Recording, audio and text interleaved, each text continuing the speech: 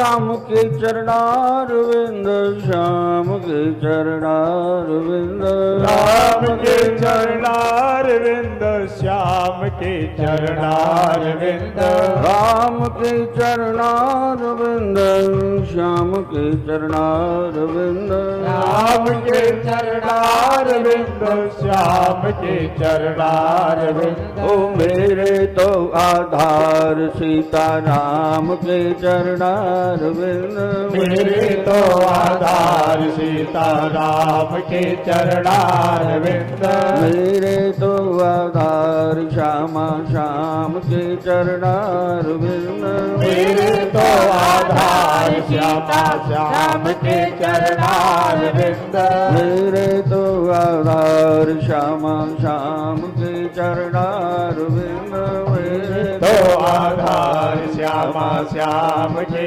चरणारविंद। राम के चरणारविंद, श्याम के चरणारविंद, राम के चरणारविंद, श्याम के चरणारविंद, राम के चरणारविंद, श्याम के चरणारविंद, राम के चरणारविंद, श्याम के चरणारविंद। ओ मेरे तो आधार सीता राम के चरणारविंद, मेरे तो आधार सीता राम के चरणारविंद, मेरे तो आधार श्यामा श्याम के चरणारविंद, मेरे तो आधार श्यामा श्याम के चरणारविंद। बोलिए कृष्ण भगवान की, जय हो, सीताराम भगवान की जय हो। आइए फिर उसी ओर चलते हैं जहाँ सूत जी महाराज नैमिषारण्य तीर्थ में 88,000 ऋषियों के लिए पावन कथामृत का पान करा रहे हैं।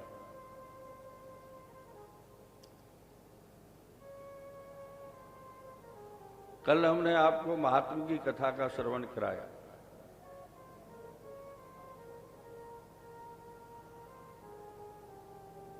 किसी भी कथा का जो महात्मा होता है, किसी भी पुराण का जो महात्मा होता है, उसमें ये बतलाया जाता है कि इस कथा को जिसको आप सुनने जा रहे हैं, जिससे आपको किस पुण्य की प्राप्ति होगी। श्रीमद् भागवत की कथा वो कथा है कि इसके लिए कल्प वृक्ष बताया गया। जैसे देवताओं के कल्प वृक्ष के नीचे बैठ करके जिस कामना को मनुष्य करता है और वो कल्प वृक्ष उसको उसी कामना की पूर्ति करा देता है, ठीक उसी प्रकार से श्रीमद् भागवत की कथा को वेदव्यास जी ने जब लिखा तो प्रथम स्कंद में प्रवेश किया और वो कहते हैं तो श्रीमद् भागवत की कथा कैसी है कि निगम कल्पतरोर गलितम फलम। ये कल्प वृक्ष नहीं, कल्प वृक्ष का पका हुआ फल है। अच्छा, वृक्ष से अधिक फल का महत्व होता है। आम का वृक्ष है, फल नहीं है, ज्यादा से ज्यादा छाया दे देगा, किंतु जिस आम के वृक्ष पर फल आते हैं महाराज उसकी रखवाली करनी पड़ती है। तोता न खा जाए, कोई और न तोड़ ले जाए, क्योंकि फल से अधिक महत्व जो वृक्ष से अधिक फल का महत्व होता है।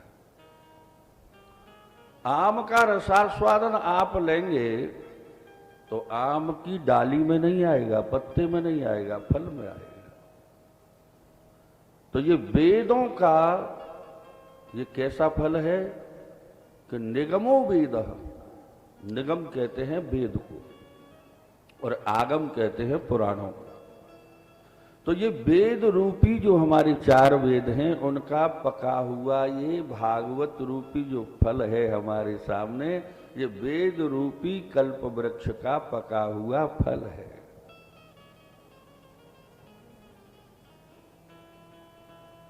वेदों का सार। अच्छा, एक फल ऐसा होता है बंधुओं, संतरे का फल है, उसमें छिलका भी है, बीज भी है, यानी त्याज्य अंश। कोई भी फल ले लो उसमें त्याज अंश अवश्य होता है, किंतु ये फल ऐसा है कि इसमें कुछ भी त्यागने योग्य नहीं है, इसमें रसो वही सहा। ये फल कैसा बताया उन्होंने कि इसमें कुछ भी त्याज ह्रेयांश नहीं है, इसमें कुछ भी छिलका, गुठली, बीज कुछ भी नहीं है। ये रस स्वरूप है, इसमें एक एक बात जो है वो ग्रहण करने योग्य है, छोड़ने योग्य नहीं है। प्रथम स्कंद में प्रवेश करते हैं। सर्वप्रथम उन्होंने जन्माद्यस्य यतोऽन्वयादितरतश्चार्थे सुविज्ञस्वराट्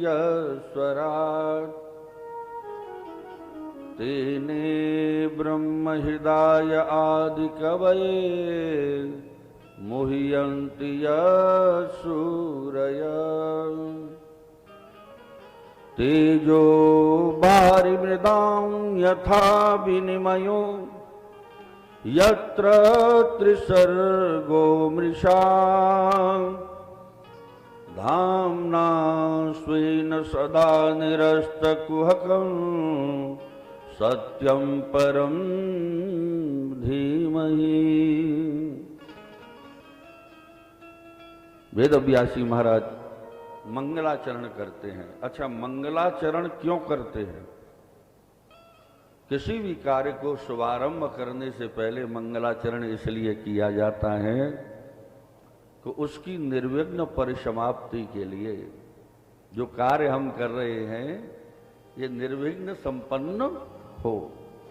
तो श्री वेदव्यास जी जब भागवत की कथा लिखी तो उन्होंने सर्वप्रथम ऐसा श्लोक लिखा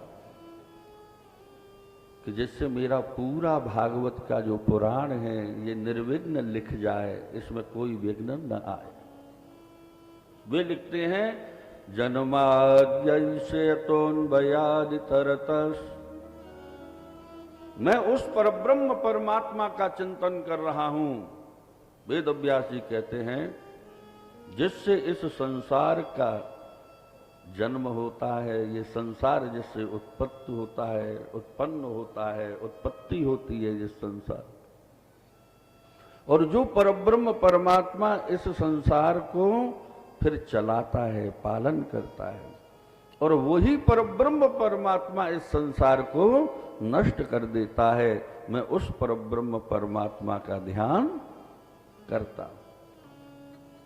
बोले वो परब्रह्म परमात्मा कैसा है, कहाँ मिलेगा, कौन है, क्या वो ब्रह्मा है? बोले नहीं, वो परब्रह्म परमात्मा जो ब्रह्मा को भी उत्पन्न करा करके उसे वेदों का ज्ञान कराता है। तेने ब्रह्म हृदय आदि कवये, आदि कवये ब्रह्मणे हृदय संकल्प मात्रेण तेने विस्तारितवान। जिस परब्रह्म परमात्मा ने ब्रह्मा को अपने नाभि कमल से उत्पन्न किया, उत्पन्न करने के बाद बस केवल मन में विचार किया, संकल्प किया कि ब्रह्मा को चारों वेदों का ज्ञान हो जाए, और तुरंत ब्रह्मा को चारों वेदों का ज्ञान हो गया।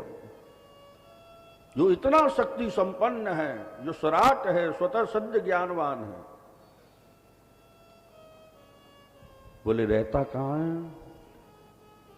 अर्थेषु अन्वयात् इतरतः अनन्वयाच्च, वो समस्त प्राणियों में समान रूप से विद्यमान है। ऐसा नहीं कि चींटी में कम है और हाथी में 1 किलो परमात्मा हो और चींटी में छोड़ा हो। जितना चींटी के अंदर है उतना ही हाथी के अंदर भी है। वो परब्रह्म परमात्मा सब जगह हरि व्यापक सर्वत्र समाना हरि व्यापक सर्वत्र समाना हरि व्यापक सर्वत्र समाना हरि व्यापक सर्वत्र समाना हरि व्यापक सर्वत्र समाना हरि व्यापक सर्वत्र समाना।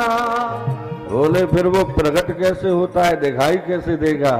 कि प्रेम से प्रकट होई में जाना प्रेम से प्रकट होई में जाना हो प्रेम से प्रकट होई में जाना प्रेम से प्रकट होई में जाना। वो सब जगह विद्यमान है। जैसे एक स्वर्णकार सुनार बड़े सुंदर सुंदर कुंडल बनाता है, अंगूठी बनाता है, कितने आभूषण तैयार कर देता है, बना देता है, किंतु क्या सब सोना उन कवच कुंडलों में ही लगा देता है? थोड़ा थोड़ा। सोना तो बहुत है, उसके अलावा भी सोना बहुत है। ऐसे ही परब्रह्म परमात्मा अपने अंश से भी छोटे अंश से, यहां तक है कि मार्कंड पुराण कहता है कि यस्यांशांसेन सृज्यन्ते देवं तिर्यं नरादय। उस परब्रह्म परमात्मा के एक अंश से भी, अंश से जो छोटा और अंश हो, उससे वो समस्त देवम तिर्यं नरादय, देवताओं को, मनुष्यों को, पशु पक्षी सबका, जलचर थलचर नवचर सभी का सृजन कर देता है अंशांशान से। इसीलिए तुलसीदास जी ने कहा कि ईश्वर अंश जीव अविनाशी, ईश्वर अंश जीव अविनाशी, ईश्वर अंश जीव अविनाशी, ईश्वर अंश जीव अविनाशी, चेतन अमल सहज सुख राशि, चेतन अमल अमल। सहज सुख राशि। अच्छा, ये लक्षण किसके हैं? परमात्मा के हैं। ये जो वो उतारे हैं कि ईश्वर अंश जीव अविनाशी। जीव कैसा है? अविनाशी है। जीव कभी समाप्त नहीं होता। और वो कैसा है? चेतन है, अमल है, मल रहित है। न छल कपट देश पाखंड झूठ, इन सब से वो जो अंश है वो दूर है। ये विकार तो आरोपित कर लेता है वो इन सब से पृथक है। चेतन है, अमल है, सहज है, बहुत सहजता। कोई कहेगा परब्रह्म परमात्मा को वो बहुत कठिन है उनसे मिलना, ऐसा नहीं है। आप कथा में सुनेंगे बहुत सरल है उनसे मिलना। जो लोग ये कहते हैं परब्रह्म परमात्मा नहीं मिल पाता है, शायद वो उस तत्व को जान ही नहीं पाए। सहज सुख राशि, और एक बात और उन्होंने कही अंतिम कि वो सुख की राशि है, अनंत सुख की राशि, भंडार, सुख का समुद्र।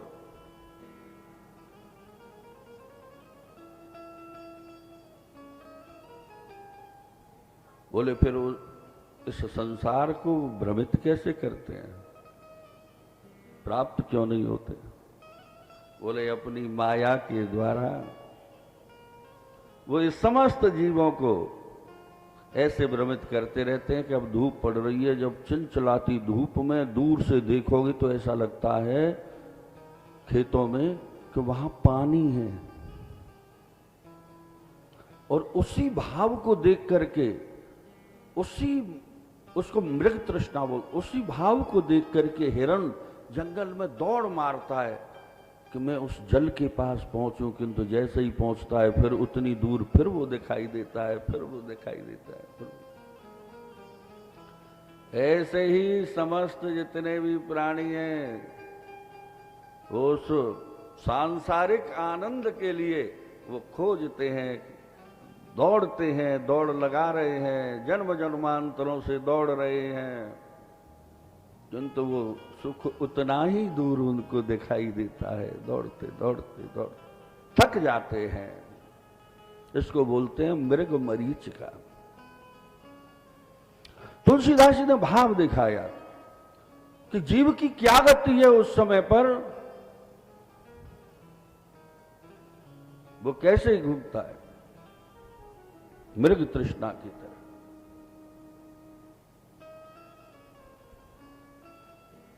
वो परब्रह्म परमात्मा उनको ऐसे नचाता रहता है प्रत्येक जीव को, जैसे एक कठपुतली को नचाने वाला एक महीन धागे से नचाता रहता है।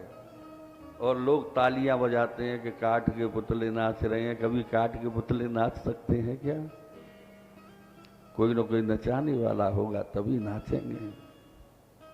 उमा दारू यो सत की नाई, उमा दारू जो सत की नाई, उमा दारू जो सत की नाई, उमा दारू जो सत की नाई। और सबई नचावत राम गुसाई, सबई नचावत राम गुसाई। ओ सबई नचावत राम गुसाई, सबई नचावत राम गुसाई। सबको नचाता रहता है और सब नाचते हैं, सब नाच रहे हैं, सब जैसे जैसे वो नचाता है वैसे ही सब। और जो भक्त समझ जाते हैं ना इस बात को, वो फिर परब्रह्म परमात्मा के सामने कहते हैं, हे प्रभु मैं तो तेरो ही नचायो नाचू, हे गोविंद, हे कृष्ण, मैं कुछ नहीं नाच रहा, मैं तो जैसे तू नचा रहा है वैसे ही मैं नाच रहा हूं। अच्छा, कुछ लोग ऐसे हैं जो अहंकारी हैं, वो कहेंगे नहीं हम नाच रहे हैं, तो वहीं पर चक्कर फंस जाता है। जब तुम नाचोगे तो फिर खुद नाचने का भाव रखने वाला व्यक्ति सुख को प्राप्त नहीं कर पाता, और जो ये सोचता है कि गोविंद नचा रहे हैं वो सुख को प्राप्त करता है, वो शांति को प्राप्त करता है।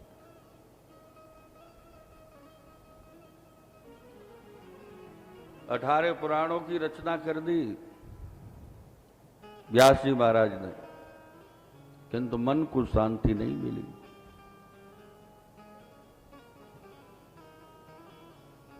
बड़े दुखी है। सरस्वती नदी के किनारे पर सुंदर आश्रम बना हुआ है, सम्या प्रास नामक आश्रम। बहुत दुखी है। मैंने वेद के 4 वेद बना दिए, एक वेद के 4 वेद बना दिए, पुराणों की रचना कर दी, किंतु फिर भी मेरे मन को शांति नहीं मिली। आखिर ये शांति मुझे क्यों नहीं मिल रही है? भगवान समझ गए। नारायण ने कहा कि वेद व्यास जी तो बड़े असंतुष्ट हो रहे हैं, बड़े चिंतित हो रहे हैं। नारद जी को प्रेरणा दी, और नारद जी को जैसे ही प्रेरणा दी तो नारद जी अपने वीणा को उठा करके वेद व्यास जी की ओर चल दिए। नारद जी को प्रेरणा दी कि जाओ वेद व्यास जी को असंतुष्ट हो रहे हैं, उन्हें समझाओ जा करके तो नारद जी चले हाथ में बीड़ा लेकर के, तुम भी नारद जी के साथ साथ वेद व्यास जी की ओर चल दीजिए। श्रीमन नारायण नारायण नारायण, श्रीमन नारायण नारायण नारायण, श्रीमन नारायण नारायण नारायण, श्रीमन नारायण नारायण नारायण।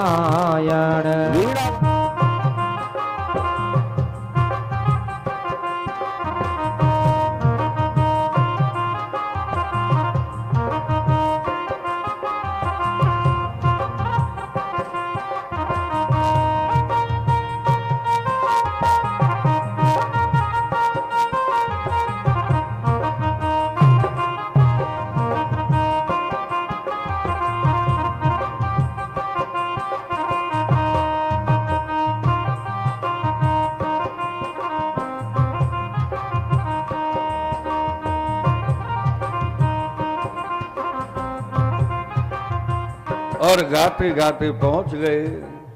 व्यास जी ने जैसे ही वीणा की आवाज सुनी, नेत्र खोले, महाराज देवर्षि नारद सामने खड़े हुए। देवर्षि नारद को देख करके प्रणाम किया, महाराज आपने बड़ी कृपा की मेरे ऊपर, आज इस आश्रम पर आप पधारे, इस आश्रम को आज आपने धन्य कर दिया।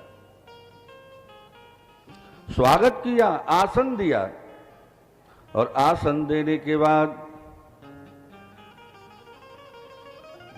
नारद जी बोले कि महाराज एक बात बताओ, आप तो बड़े ज्ञानी हैं, ज्ञान के अवतार हैं, वेद व्यास हैं, आपने वेद के 4 विभाग कर दिए, आपने 17 पुराणों की रचना कर दी, महाराज फिर आपको किस बात की चिंता है, क्यों दुखी बैठे हुए हो? बोले महाराज यही तो प्रश्न मेरे मन में है कि मेरा मन क्यों संतुष्ट नहीं है। उन्होंने कहा कि तुम्हारा मन इसलिए संतुष्ट नहीं है क्योंकि बंधुओं, तुम्हारा मन क्या के बात कह रहे हैं, क्योंकि तुम्हारा मन इसलिए नहीं संतुष्ट नहीं है कि संतुष्टि और शांति और सुख तो भगवान कृष्ण के चरणों में है। आपने वायु पुराण, अग्नि पुराण, कूर्म पुराण, ब्रह्मार्कंडे पुराण, देवी भागवत महापुराण, स्कंद पुराण, ब्रह्म वैवर्तक पुराण, सब पुराण बना दिए, क्या कोई भगवान कृष्ण का पुराण बनाया? बोले वो तो नहीं बनाया। तो बोले फिर कैसे शांति मिलेगी? महाराज फिर क्या करें, भगवान कृष्ण का कोई पुराण बनाओ। महाराज मैं कृष्ण के बारे में मैं तो उस समय भूल ही गया था, अब मुझे आप कुछ मार्गदर्शन कीजिए। और यहां पर उन्होंने श्रीमद् भागवत को सुनाया। बोलो गोविंद भगवान की। और नारद जी के मुखारविंद से श्रीमद् भागवत को सुन करके वेद व्यास जी प्रसन्न हो गए, आनंद मग्न हो गए, और सुना करके उन्होंने कहा कि सुनिए महाराज, हे व्यास जी महाराज, अब तुम भगवान कृष्ण के लिए ये जो मैंने तुम्हें उपदेश किया है, इस भागवत को लिपिबद्ध करना, इसको लिखना। बोले महाराज अवश्य लिखूंगा। और उसी समय जैसे ही सुनाया, सुनते ही शांति मिल गई, आनंदित हो गए। अब चलने से पहले नारद जी ने कहा कि महाराज भगवान श्री कृष्ण की प्राप्ति, नारायण की प्राप्ति, गोविंद की प्राप्ति, भगवान की प्राप्ति वैसे ही नहीं हो जाती। हम भी आज जो बीड़ा बजाते हुए घूम रहे हैं ना, और बेरोक टोक वैकुंठ में चले जाते हैं, ब्रह्मलोक में चले जाते हैं, देवलोक में चले जाते हैं, स्वर्गलोक चले जाते हैं, ये कैसे चले जाते हैं? इसका एक कारण है। बोले क्या? बोले हम अब यहां से मूल कथा प्रारंभ होती है। बोलो गोविंद भगवान की जय। और नारद जी ने कहा कि मैं पहले एक दासी का पुत्र था, मेरी मां, मैं 5 वर्ष का बालक था और मेरे पिताजी का स्वर्गवास हो गया। मेरा नाम रामदास था। जिस गांव में मैं रहता था उसी गांव में चातुर्मास करने के लिए संत महात्मा पधारे। मेरी मां उनकी सेवा में लग गई। अपनी मां के साथ मैं भी रहता था, संतों की सेवा की मैंने। अब संतों पर तो एक ही काम है कि वो केवल भगवान का भजन करना, भोजन पाना और गोविंद का चिंतन करना। तो जैसे जैसे वो भगवान की कथा सुनाते थे, यद्यपि मैं छोटा था, नारद जी कह रहे हैं मेरी अवस्था बहुत छोटी थी, किंतु मैं फिर भी भगवान की उन लीला कथाओं को सुन सुन करके मुझे भगवान से प्रेम हो गया। मेरे हृदय में भक्ति का बीज अंकुरित हो गया। नित्य प्रति में संत महात्माओं की लीला कथा सुनता था, उनके भजन सुनता था। जब वो भजन करते थे तो मुझे बड़े आनंद की अनुभूति होती थी। मैं छोटा सा था तो मैं नाचने लगता था, तो सभी महात्मा मुझसे बहुत प्रेम करने लग गए। एक दिन क्या हुआ कि वो महात्मा वहां से अपना, जब उनका चातुर्मास पूर्ण हो गया तो वहां से जाने लगे। और जैसे ही महाराज जाने लगे तो मिलत एक दारुण दुख देहि, मिलत एक दारुण दुख जयनी, और बिछोड़त एक प्राण हर ले, बिछोड़त एक प्राण हरि लेनी।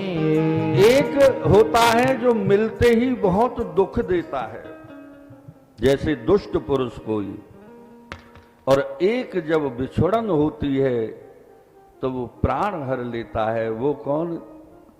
कोई महात्मा, कोई संत, कोई अपना प्रिय अगर हमसे दूर हो तो कितना दुख होता। नारद जी कह रहे हैं बस जैसे ही संत महात्मा जाने लगे तो मेरे हृदय में हुक उठी, मैं रोने लगा माँ के सामने, और मैं कहने लगा कि हे महात्माओं, हे संत महाराज, मुझे अपने साथ ले चलो, मैं अकेला यहाँ नहीं रह सकता।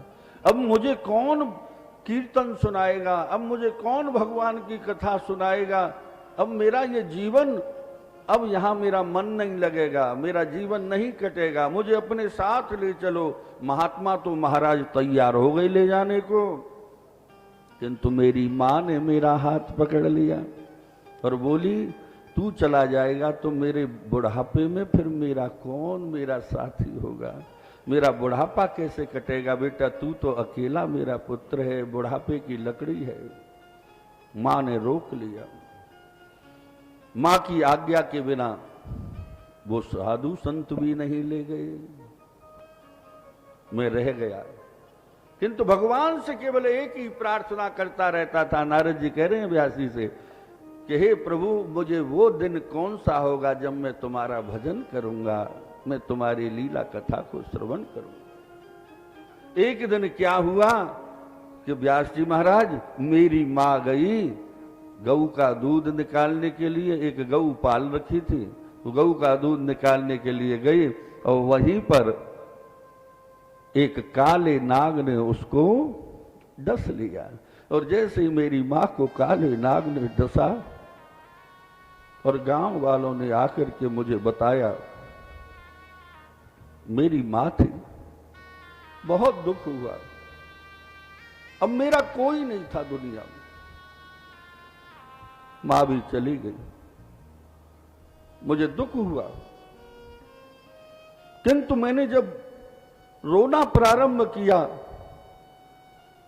तभी मुझे उन संतों की बात याद आ गई और मेरा दुख दूर हो गया। मैंने उस भाव को ये सोचा कि ये मेरे ऊपर भगवान कृष्ण ने कोई कृपा की है, नारायण ने कोई कृपा की है कि मेरी मां को मुझसे दूर कर दिया। अब मैं भगवान का भजन करूंगा, अब मैं गोविंद का भजन करूंगा, अब मैं नारायण का भजन करूंगा। और चल दिया। अकेला था, चलते चलते चलते चलते 5 वर्ष की मेरी अवस्था थी। पैरों में छाले पड़ गए।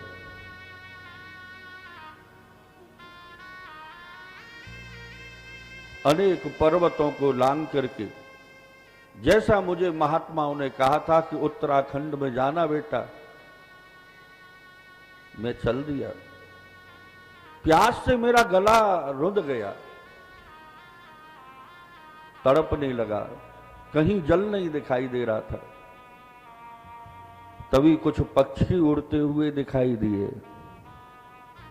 मैंने सोचा कि पक्षी उड़ रहे हैं तो निश्चित ही यहां जल होगा, और वहीं पर मैंने देखा एक सुंदर सरोवर। मैं पहले तो उसमें मैंने स्नान किया, फिर मैंने स्नान करने के बाद जल पिया। जल पी करके थका हुआ था, वहां एक पीपल का पेड़ था, मैं उस पेड़ के नीचे पीठ लगा करके मैं थका हुआ जैसे ही बैठा तो मुझे थोड़ी सी निद्रा सी आई, और जैसे ही निद्रा आई तो मैं क्या देखता हूं, तो मुझे गोविंद के दर्शन हुए। जैसे जैसे वो महात्मा मुझे बताते थे कि भगवान ऐसे हैं, वैसे ही स्वरूप के मुझे दर्शन हुए कि कस्तूरी तिलकम ललाटु पटुले वक्षस्थले कौस्तुभम। भगवान के माथे पे कस्तूरी का सुंदर चंदन था, मोर मुकुट बांधे हुए, बनमाला पीतांबर धारण किए हुए, घुंघराले बाल, श्यामल स्वरूप। गोविंद के दर्शन करके मुझे ऐसा लगा कि संसार की सब संपदा मुझे मिल गई, किंतु अचानक ही वो मेरी नींद खुल गई। और जैसे ही मेरी निद्रा खुली और भगवान के दर्शन बंद हो गए, मैं तड़पने लगा। तभी आकाशवाणी हुई, और आकाशवाणी हुई तो आकाशवाणी में मुझसे कहा गया कि रे बालक, तू मुझे इस जन्म में प्राप्त नहीं कर सकता, तू इसी प्रकार मेरी भक्ति कर और फिर तू मुझे अगले जन्म में प्राप्त करेगा। और महाराज फिर मेरा दूसरा जन्म ब्राह्मण के यहाँ हुआ, मैंने वहां भी भगवान की भजन पूजन भक्ति की। फिर मेरा जैसे ही फिर भजन पूजन भक्ति के प्रभाव से फिर मेरा जो तीसरा जन्म हुआ वो ब्रह्मा जी के द्वारा हुआ, और मैं आज नारद बन करके आपके सामने बैठा हूं। इसलिए हे व्यास जी महाराज, आप भी भगवान की भक्ति की पूर्ण हृदय से, प्रेम भक्ति से अब श्रीमद् भागवत की रचना करो। इतना सुना करके हाथ में बिना लेकर के नारद जी चल दिए।